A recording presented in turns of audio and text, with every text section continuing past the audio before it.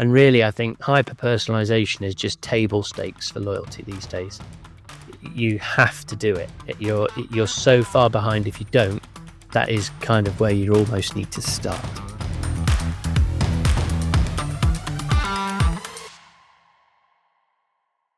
Hi, and welcome to Loyalty Stories, that is Antavo's podcast on loyalty, programs, and customer loyalty. I am Gabor Vigh, one of the partnership managers at Antavo, and Antavo is a technology vendor that powers loyalty programs all over the world. We help various great businesses such as KFC, Benefit Cosmetics, and well-known global automotive, fashion companies, and airports, and so on. In this Loyalty Stories podcast, we dive into the trends around loyalty programs and customer loyalty. We talk with industry experts around the world to pick their brains to learn what's next for loyalty programs. Today's guest is a special person to me, as he was one of my tutors at the CLMP training where I got certified in March 2023. Please welcome Tom Peace, the Managing Director and Customer Loyalty Expert from the Loyalty People, a consultancy firm where Tom and his team create and implement best-in-class loyalty, CRM, and customer engagement strategy on a global scale. Hi, Tom. How are you doing? Hi, Gabor. I'm very well, thank you. It's a pleasure to be here. Thank you very much for having me on. Thank you very much for accepting the invitation. Before we go into and discuss loyalty more in depth, would you mind to briefly introduce yourself to the audience? Sure, yeah. I am Tom Peace. I have worked in the loyalty industry for more years than I'm willing to admit on a recording, but many years. And I run a company called The Loyalty People. The Loyalty People, as you really gave a really lovely introduction. Thank you, Gabor. We provide loyalty consultancy. We help our clients to build out customer strategy. That could be loyalty program design, CRM optimization, market research, business casing, anything within that field.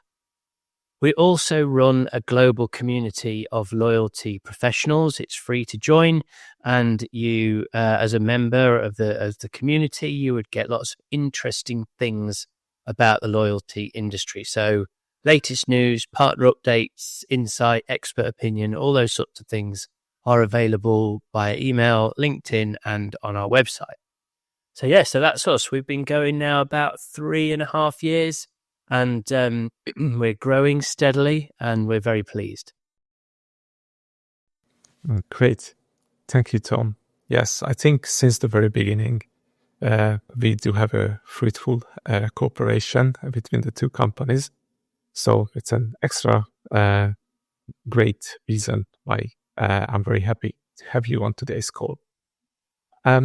Just as like a warming up question, really, this is kind of like an expected question from our viewers and gets into the topic very nicely. What is your favorite loyalty program and why? Oh, yeah, I've been thinking about this. So the program that I use the most is Avios. I'm a big Avios hoarder. It's a value proposition for me. It's an old school value proposition. I will collect as much Avios as I can, and then I will use those to pay for or part pay for a holiday. I have an Amex credit card. I fly BA whenever I can. I go on the BA website at Christmas and try and collect as many points as I can on Christmas presents. I'm a real hoarder, but it really is a value proposition. In the marketplace, as a loyalty professional, looking at what's out there, I'm a little bit obsessed with what Duolingo are doing at the minute. I think what they're doing is really clever because I don't use it. I'll be honest, I don't use it. I'm not much of a linguist. What I'm fascinated about there is the fact that they've turned their solution into a gamified loyalty program effectively.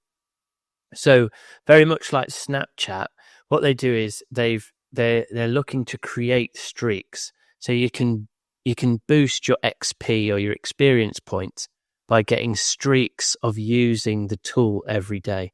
So if every day that you use it, you collect more, and you don't want to lose that streak. And they've now got people that are using it every day for many time.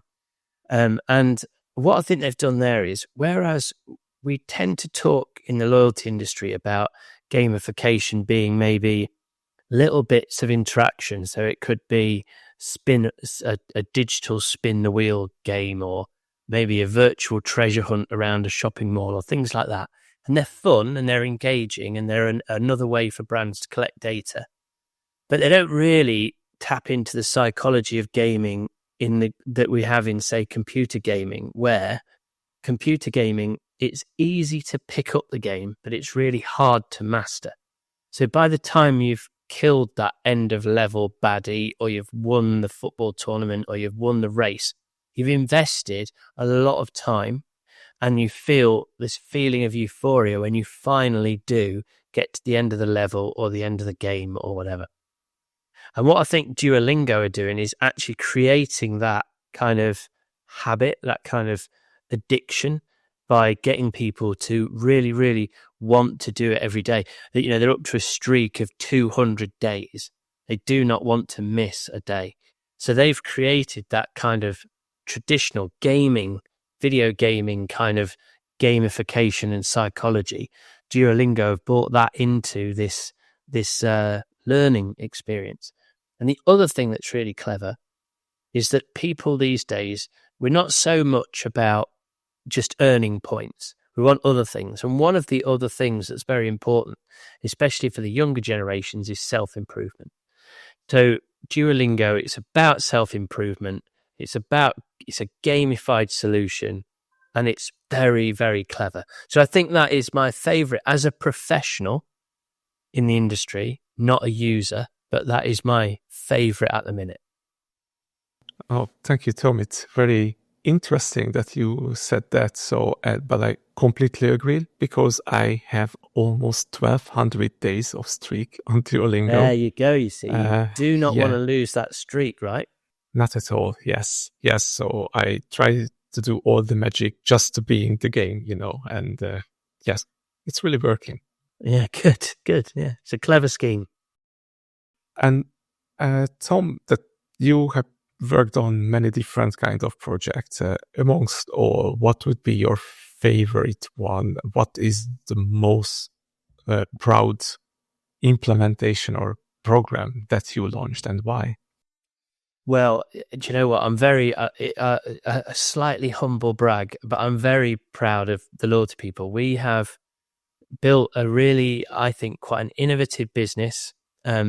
We're providing lots of really interesting content for people within the industry, and we are getting really strong feedback on the strategies that we've implemented. And we've done that through some quite difficult times. So a pandemic followed by an economic slump. So I'm very proud of that. But from a point of view of a loyalty program that we've implemented, I think possibly our work with Papa John's Pizza is one that I'm really proud of. So for those guys, their challenge was big. So they are a franchise business. So in a lot of countries around the world, I think in almost all of them, they're not actually interacting with the consumer directly. It's through a franchisee. And every country has a very, very different need state. What they wanted was a unified program across 35 different countries. So every country had to have their own levers they could pull, so they could personalize it slightly for their customer need, but it had to be a global program administered centrally. So that was challenging, but we did it, and we're very proud of that one.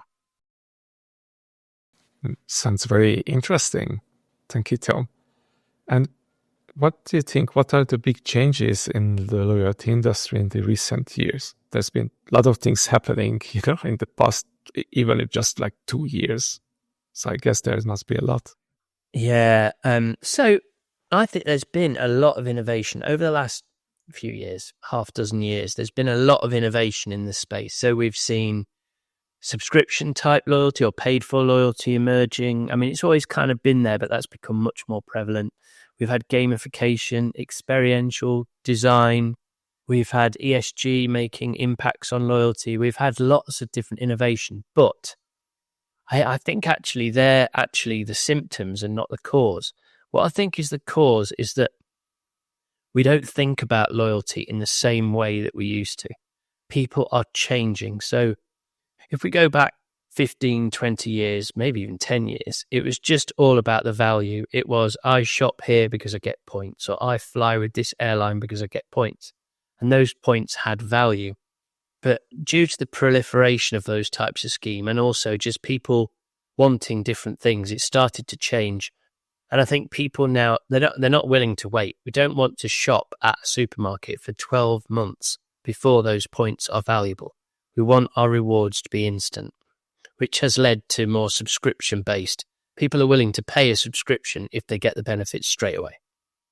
I think gamification really is driven by an omni-channel or an online. The technology is helping with that element. And experiential design is all really about people wanting an emotional connection. So it could be an emotional connection around a shared belief or an ESG consideration, or it could be many other different types of thing. And I think we're going to come on to experiential, so we won't go in too much detail. But essentially, I think what's driving the change in loyalty recently is a big change in people's requirements for loyalty, including how personalized the messaging and the offers are. And really, I think hyper-personalization is just table stakes for loyalty these days. You have to do it. You're so far behind if you don't. That is kind of where you almost need to start. So, yeah. I completely agree with you, Tom. And what do you think, what will be the two main fresh loyalty trends in program strategy in the next couple of years? So I think everyone that I'm talking to at the minute is all talking about subscription. I mean, it works so well for brands, but I don't really think that is a fresh trend. I think that is a trend that sort of started 4 or 5 years ago. The Amazon Prime was kind of the first big person to do it.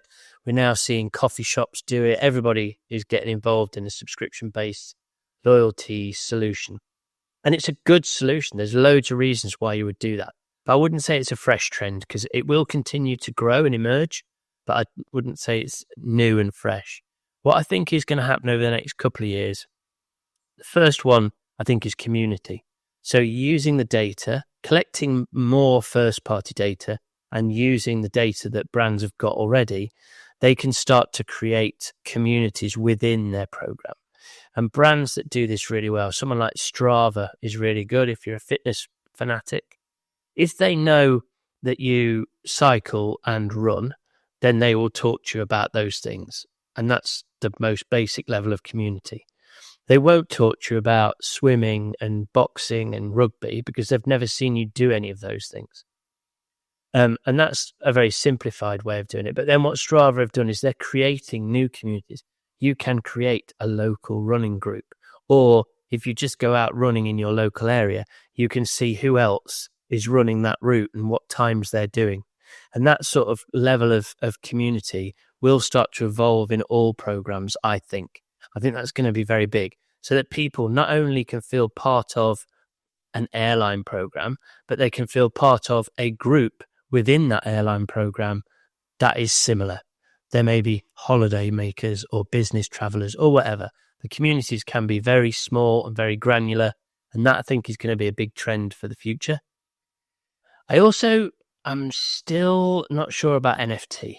I'm still on the fence here. So it felt like about a year ago, Starbucks launched it, a few others launched it. Everyone was like, NFT is going to be enormous. And then nothing happened really. And now just recently, we've started to see a few brands start to engage with this. Lufthansa, I think, put an announcement out a few weeks ago about their new NFT base scheme, which I must admit I haven't read up on in detail yet. But I think there is something around the NFT. Now, I feel that this is still a bit niche. It always gets compared to fine art, but most of us don't collect fine art. That is a niche thing. And I just wonder if collecting NFTs is also niche. And if it is niche, how successful will it be in loyalty, which does essentially have to be quite mass appeal. So NFT, I think things are going to happen over the next few years with NFT. Whether it will be successful, I'm on the fence. And how do you think these trends will evolve if you pull up your crystal ball of loyalty? Yeah. So I think I just think community brands will start to use community to talk to people in a it's all about the hyper personalization and the data. So they will want to know, brands should want to know, okay, not only how often this person buys or shops, but they also need to know who they are, why they're shopping, who they're buying it for. If they knew all that information, if they knew that every year this person is buying a gift for their wife, then they can talk to that person in a very relevant way. And that's a part of the hyper-personalization. But if they then knew what the person's interests and hobbies were, or even the interests and hobbies of the person they're buying for, they could create these smaller communities. So any brand, there may be any number of reasons why somebody might engage with a brand. Could be for health reasons, could be because it's new technology and they're an early adopter, could be a price thing, could be because they feel that the brand aligns with their personal beliefs. There could be lots of different reasons why. It could just be convenience. But they need to find that out and then talk to people about those like interests or liked hobbies, etc. And I think that is where brands will start to evolve, not just in terms of hyper-personalization, but almost putting people into dynamic segments. And the brands that can do this really well would probably be banks, maybe grocers, because they have the wealth of data. And you could potentially be in multiple dynamic segments. You could be a retiree and a foodie and a sport lover, and then you can start to talk to people about all these different life stages, interests, hobbies, etc. NFT, I'm not so sure how that's going to evolve. The case studies that I've seen talk about operational benefits. Like I was speaking to a guy a few weeks ago and he was saying, no, NFT is going to be great for loyalty. Imagine if you're a football fan, you can now get your ticket as an NFT on your phone. And if you can't go to the match, you can send that NFT to your father and your father can go and take your seat. But because it's an NFT and it's secure, etc., they can't share it with anyone else. It can only be used once by one person at the match. And I was like, yeah, but that's an operational solution. That's not a loyalty solution. So I'm yet to fully understand how NFT evolves for loyalty.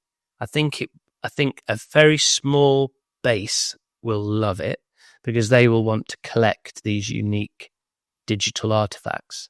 But that is only a niche of most loyalty bases. So I'm yet to understand fully how that's going to work. But maybe there's somebody out there who's a bit more of an NFT expert who can explain it to me. And if they want to get in touch and let me know, I'd love that. Sure. Thank you, Tom. And in your opinion, how a loyalty program technology company could or should support this? What are the main features to have? There are loads of different things that you mentioned, like gamification, getting ready for emotional loyalty, and easy to use, and so on. Well, I mean, for me, it always has been, and it always will be all about the data. So what I think brands or partners, technology solutions within the loyalty or service providers within the loyalty space, they need to be thinking about how you collect the data and then use the data. It's all right collecting lots of data, but how do you easily and instantly access that data and be able to use it to inform change? So it might be that you use it to analyze and think and then repurpose or replan, but also it needs to be kind of instant event triggers, but based on all the data you can collect. So it is now possible to collect lots and lots of data. the third-party data issues, etc., that we had a few years ago. We understand how to get around that. We're collecting first-party data. There are lots of ways to collect first-party data through social media, through gamification, through questionnaires and polls, and traditional just purchase behavior data, how they use your site, how they react to emails, etc., etc. There's lots of ways to gather data, but once you've gathered it, how are you going to use it? And that feeds back to the hyper-personalization in the community. Can you start to drop people into dynamic segments that then trigger certain activities when that person does a thing? And I think that's where brands need to get. One size fits all is so like 1990s. We've now got to really strive to be talking to the consumer in a very, very dynamic way. So yeah, I think there's lots. So technology brands, they need to have gamification options. They need to have potentially community options. They need to be able to do experiential design. It's not just about points anymore. There's got to be other ways to earn and burn, rewards, partnerships, etc. But it all comes from the data. So you need to be able to gather data, lots of it, and then process and interact with the data kind of instantly. Great. Thank you so much, Tom. Pleasure. Is there anything else that you have in mind that you wanted to share with our audience? I don't think so. No, I think the questions have been very good. I look forward to seeing what the future will hold. Maybe I'm wrong. Maybe there's something else around the corner. But I think gamification also could be quite big. I think what needs to happen with gamification is more brands need to think like Duolingo. I think that but I think that brands don't want to have friction in loyalty. So as a program manager, we're trained and told, take all the friction out of the customer journey. So then when we do a gamification, we just want it to be quick and easy and everybody wins something, etc. So we come up with things like digital spin the wheel, and people have a quick go and they win a £5 off, or they win a free starter or a free bag of popcorn or whatever. And they're like, yay. And that's fine. But actually there are a few brands like Duolingo who are taking it to the next level. They're really thinking about, okay, well, what's the psychological threshold that is really going to engage somebody? And like you said, you've got 1,200 days. So that's nearly 3 years. Is it? 4 years? Is that nearly how many years? It is more than 3 years. Yeah, so it's like 3.5 years you've never missed doing a quick lesson on Duolingo. This is incredibly powerful, but that is difficult to do. There's probably not many people like you out there, Gabor. Yes, I see less and less in the board. The wow, leaderboard. really? Yeah, wow. So brands need to think slightly differently about gamification as well. They need to start thinking about, there's two types. There's the kind of quick, fun, instant win thing. Nothing wrong with that. Good way to collect data. Good way to engage the customer when they're not in the purchase cycle. There's loads of reasons why you would do that. But then there's this extra layer of gamification. It's a much more complicated layer of gamification, which is full of friction, but it's full of friction for the right reasons. And that's where a lot of brands need to start thinking about gamification. Oh, great. All right. Thank you so much, Tom. My pleasure. Thank you for being here and sharing your thoughts. I really enjoyed our conversation and listening into your point of view about loyalty. My pleasure. Thanks for having me on. Thank you so much. And my favorite topics, I didn't just have one. Definitely, I really enjoyed on the Duolingo one because I could relate to that and I know exactly what's there. But also, I was really happy to hear you talking about the emotional connection, creating communities, this emotional connection around a common use case, like an ESG initiative, and supporting brands with instant rewards. I think this is very common for Gen Z and the millennial generation that they don't want to wait, they want their distance. Yeah, that's a good point. Like the younger millennials, the Gen Z, etc., have sort of led the way in that, and brands that create experiential campaigns or programs win with those customers first and most, because those customers are looking for experiences and self-improvement and ESG alignment and all those sorts of things. But actually, I think we all are a little bit. We're all becoming a little bit Gen Z. Even old people like me are becoming a bit Gen Z. We do start to think, that retailer recycles, or that brand supports a cause that I like. And that does sway you a little bit. So we're not perhaps as, in my generation, we're not perhaps as focused as the younger generation, but we are all starting to think like that. And that's where an experiential program that provides kind of exclusives and really strong content and tutorials and maybe really credible alignment with ESG can really win. But it's got to be credible. Any greenwashing and you are in deep trouble. Yep. Thank you so much, Tom. My pleasure. And for the viewers, wherever you listen to us, be it on a podcast platform, YouTube or LinkedIn, please like this podcast and subscribe to our channel. So by this way, you will get the notification about our next episodes. Also, tell us about your view on loyalty in the comment sections below. Visit antavo.com to discover your next loyalty software.